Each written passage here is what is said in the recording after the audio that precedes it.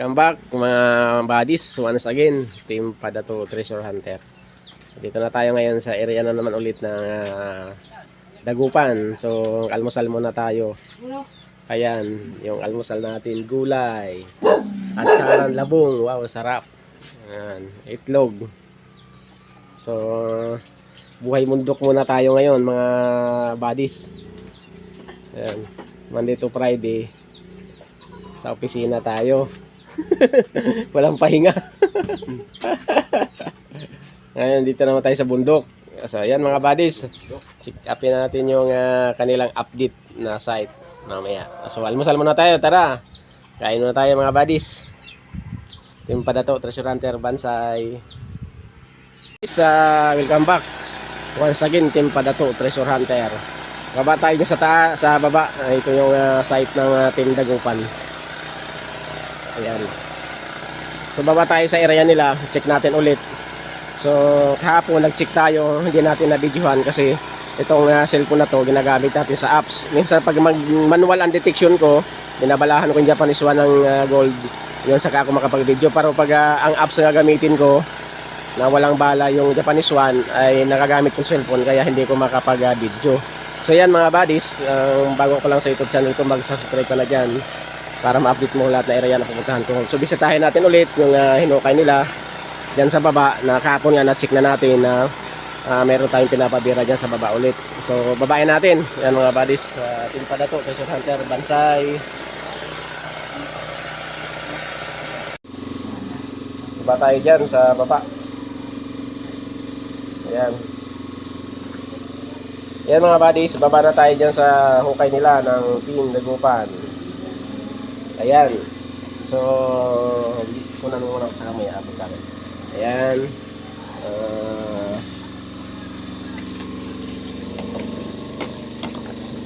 So baba muna tayo. Sige, hawakan pa sir. Pakihawak baka kasi yung butan natin. Mabigat ka pa naman. So, explore muna tayo mga buddies. Babayin natin yung kanilang update na okay sa baba. Sir, sari ako dyan. Ayan. Oo naman. Everybody happy tayo dito. Ayan. So, ayan. Hi. Ayan mga buddies. Baba tayo. So, Akin na yan sir. Pwede Oh. na iabot yan. Ayan. So, Ito po ako, baba. Ayan tayo. Hansi. Ayan, ano. Sir, hinarap ko sa'yo sir. Ha? Akin na rin yan naka-plastic. Ay, ano ba? Bago na.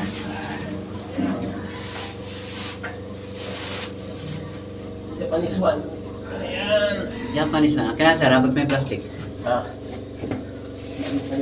Naka-arap sa'yo yung camera. So, okay. Tayo mga buddies. Ah. Ito yung ano natin. Explore. Check natin yung kanilang ito yan sa baba. Ayan. So yan mga buddies. Ano na tayo?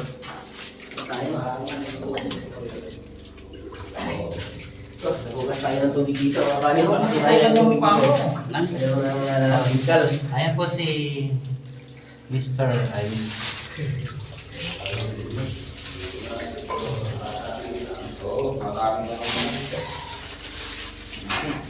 Ayan.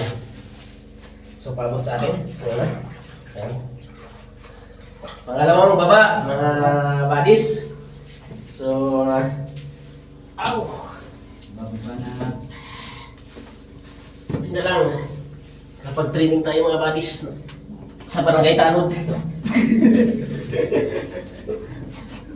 Ang dami matatawa. Barangay Tanod. Buti na lang mga buddies na kapag training tayo ng Barangay Tanod. Pangalawang hagdan.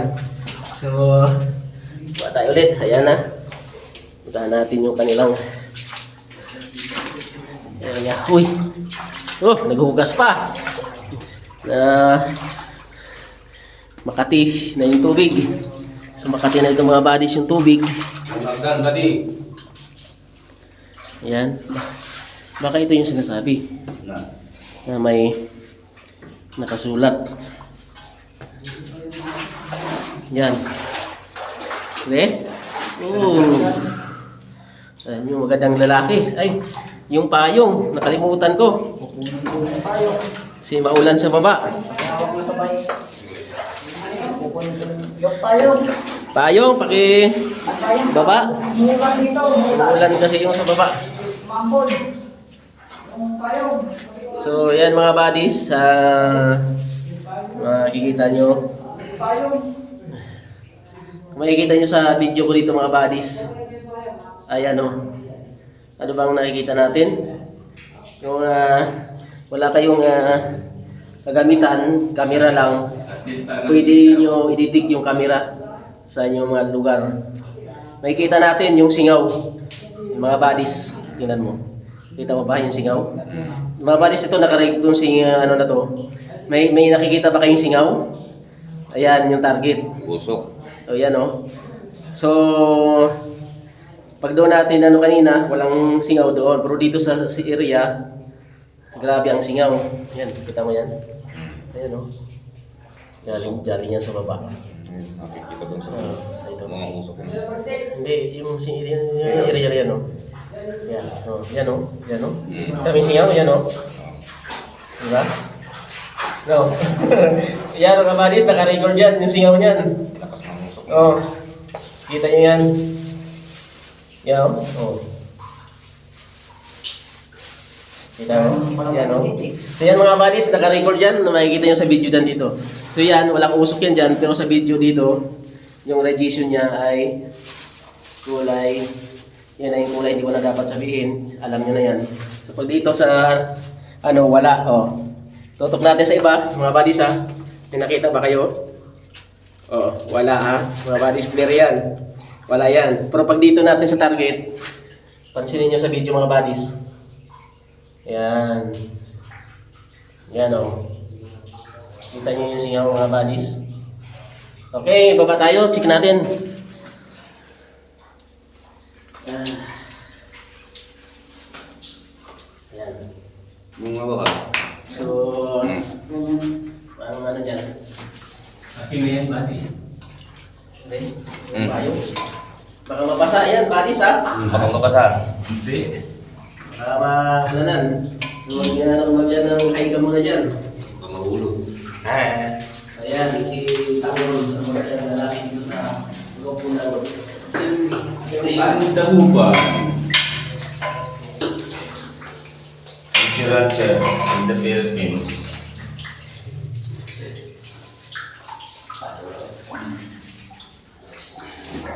Po, yan na. Mga buddies. Huwag mo ipapapanood siya sa ako na.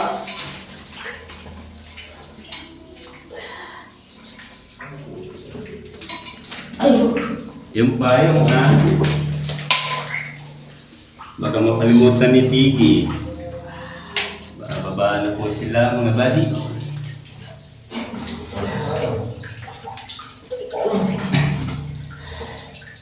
Lakas ng tubig.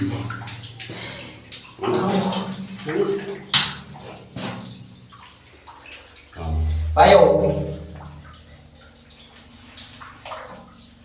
Ayan mga balis, magbayang tayo kasi pumapatak ang ulan dito sa loob ng Sadyang pumapatak. Makakaapak ako dyan. Saan? Ano? Yan? Patanggal ng tubig. Oo. Tubig. Masipsip.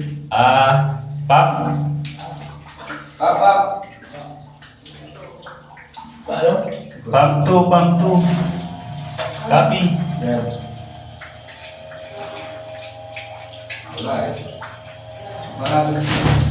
Ayan. So, Dito ako sa baba. Oh, nagpasada yung cellphone. Oo. Sige, tayo mo yung kan. Oo.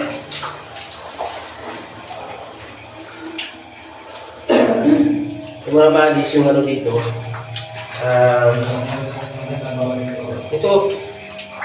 Hindi yung nabawasan dito yung pader niya ng kabilaan dito sa area. So yung kabuang hukay. Yan. So yung pader na yan. Yung makinis na yan.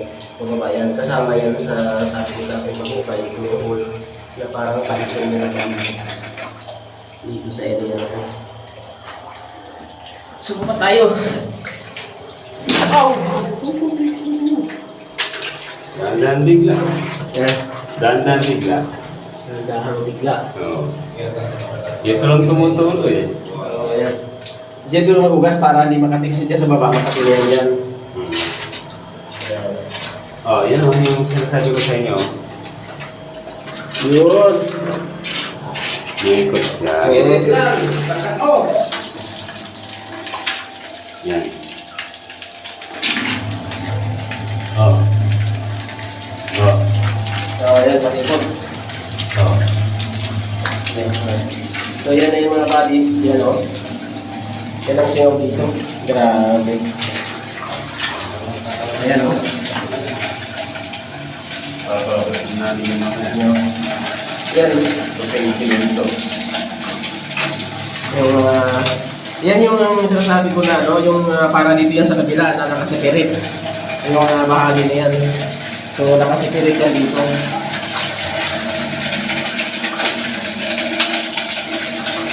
Patay! Kaya wala, hindi nakasiksik. So para matanggal ako.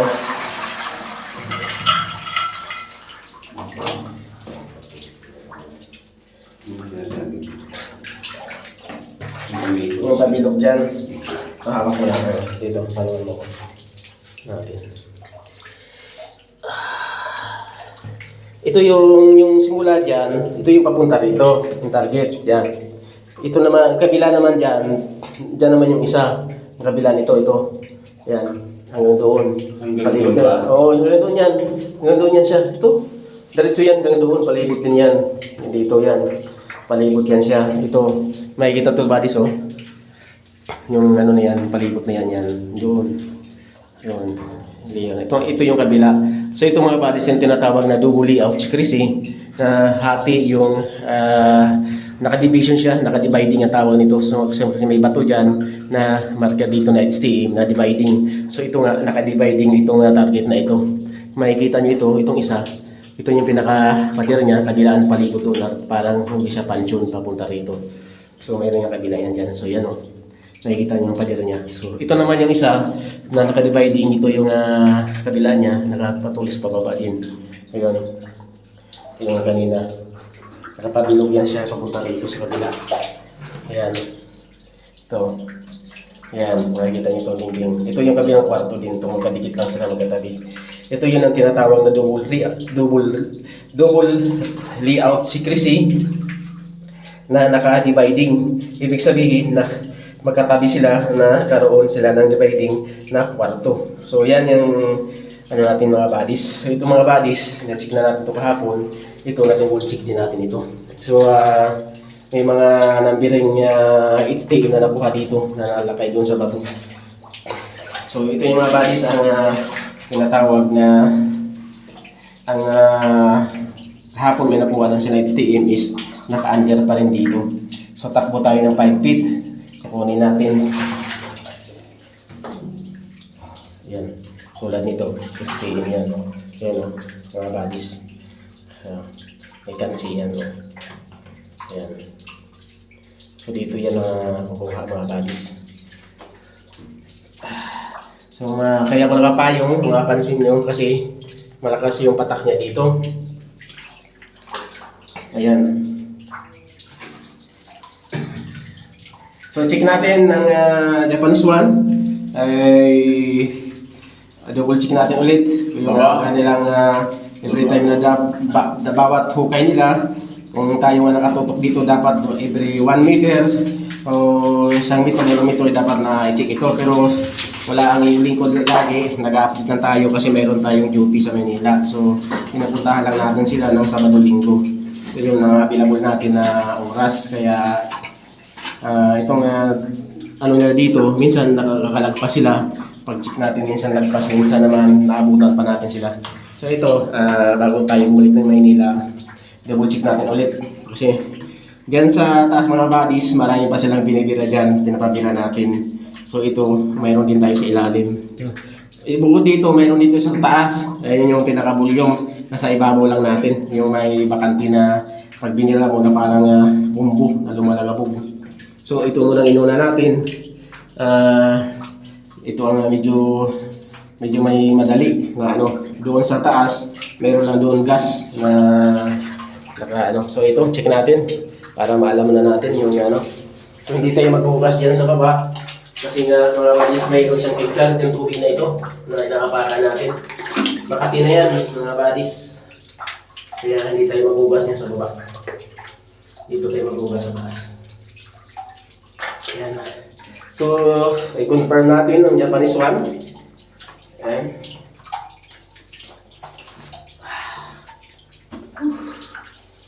Okay. Init na ng singaw mga buddies, ganoon talaga ang target pag malapit na. Sa init ng singaw, kung makikita niyo naman sa video ko dyan, nagdidilaw yung ilalim ng natin video. Ibig sabihin yung singaw niya, yung makip niya parang may usok.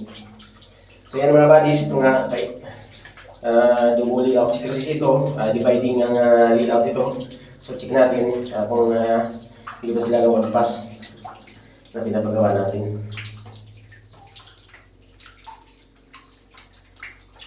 Ayan mga buddies, sentro natin. Ayan o. So ulitin natin mga buddies ha. Hawakan muna natin yung dulo, pakita natin para makita nyo na hindi natin yung ginagalaw. Eh. Tulo. So ito yung sentro ng isang layout na isa, dividing. So malakas ang ikot na niya. Ayan. Sentro na natin. Ayan mga buddies o. Nagwawala na ng Japanese one. So ang kamay natin yan mga buddies ay steady lang yan, hindi ko yung ginagalaw. Kusang umiikot lang yan Japanese one. Ayan. So sentro natin yung mga buddies sa loob. Una doon pa sa loob lang yung target. Wala na mga buddies dito talaga sa tinatayuan natin. Yung loob niya. Walang laman doon. Ayan. Ito. So dito talaga sentro mga buddies ang may laman. So malakas na yung ikot niya. Ibig sabihin malapit na yung target kasi malaki na kanyang bilog. Yan, nakuha na yung kanyang 3 grams na layer doon sa sintering na nalitik niya. Ay malapit na yung target, malakas na yung ikot. Malaki na yung ikot ng bilog niya. Ganoon talaga pag malapit na, malaki na yung kanyang ikot.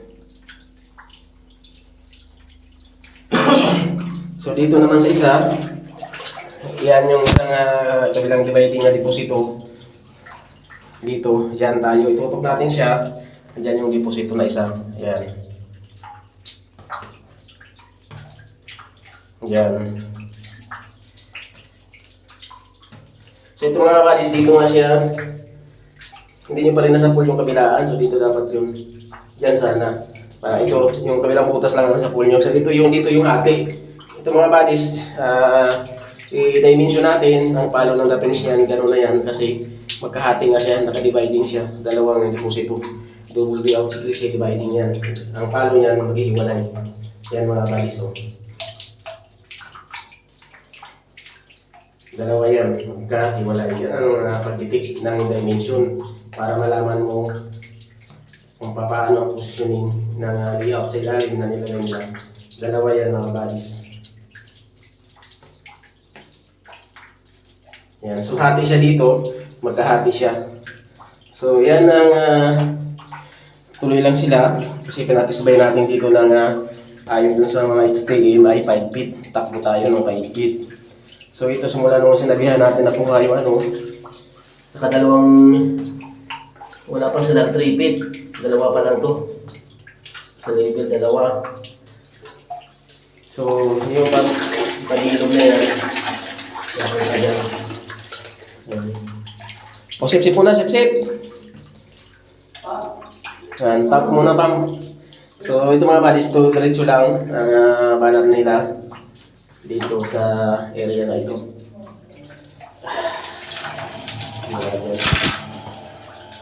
Tingnan natin kung papunta pa rin yung deposito ng isa.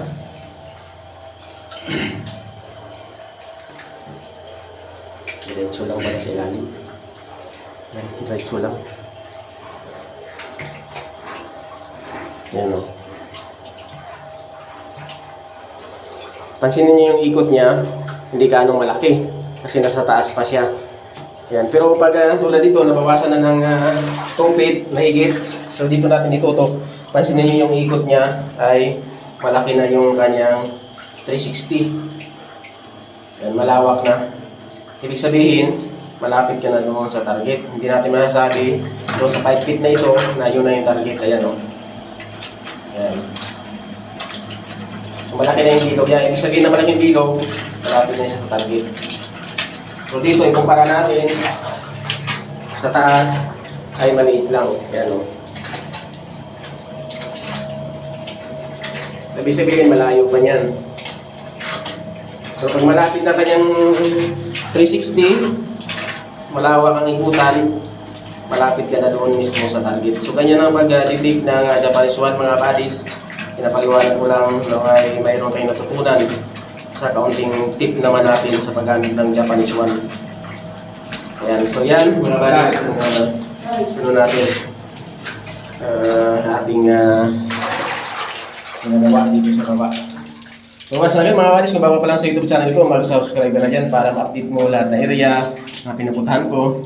So ito yung may layer natin, nakikita na natin dito sa lagi natin sinasabi, bago nga na tayo mag-detect, basahin muna natin yung mga code secrecy at mga alignment dito sa baba at mga layer at yung mga layout na tinatawag na secrecy dito sa isang area sa kung kayo ay mag-detect.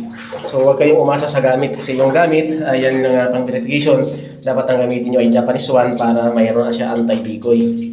So yan mga buddies, nakuha na natin yung mga anti-radiation. Ayan.